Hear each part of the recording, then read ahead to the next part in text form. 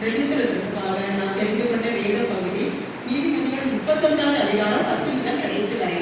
குணசாலியான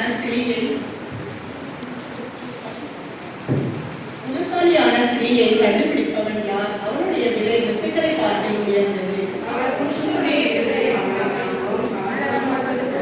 அவன் உயிரோடு இருக்கிற நாளெல்லாம் அவனுக்கு தீமையை அல்ல நன்மையை செய்கிறாள்.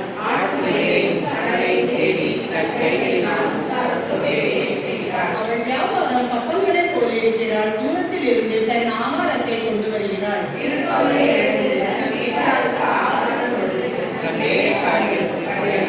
ஒரு வயலை விசாரித்து அதை வாங்குகிறாள். தன் கைகளின் சம்பாத்தியத்தால் திராட்சை தோட்டத்தை நாட்டுகிறாள்.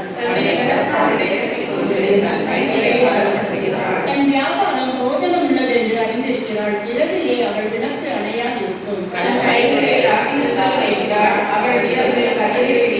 சிறுமையானவர்களுக்கு தன் கையை திறந்து ஏழைகளுக்கு தன் கரங்களை நீட்டுகிறாள்.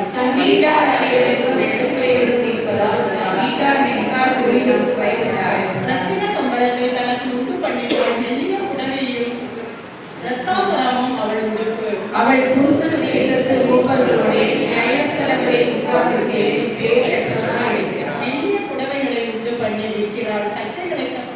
கச்சைகளை வர்த்தக இடத்தில் ஒப்புவிக்கிறாள். அவள் உடைபலமும் அலங்காரமாய் இருக்கிறது. வருங்காலத்தை பற்றி மகிழ்கிறாள். தன் வாயை ஞானம் விளங்க திறக்கிறாள். தயவுள்ள போதகம் அவள் நாவின் மேல் இருக்கிறது. அவள் சோம்பலின் அப்பத்தை புசியாமல் தன் வீட்டுக்காரியம் எப்படி நடக்கிறது என்று கண்ணோக்கமாய் இருக்கிறாள். அவள் பிள்ளைகள் எழுப்பி அவளை வாக்கியவரி இருக்கிறார்கள். அவள் புருஷனும் அவளை பார்த்து, அநேக பெண்கள் குணசாலிகளாய் இருந்ததுண்டு, நீயோ அவர்கள் எல்லாருக்கும் ஏற்பட்டவள் என்று அவளை புகழ்கிறார். கடைசி 2 வசனங்கள் எல்லாரும் சேர்த்து வாசிப்போம்.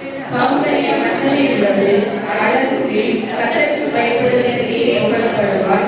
அவள் கைகளின் பலனை அவளுக்கு கொடுங்கள். அவளுடைய செய்திகள் வாசல்களில்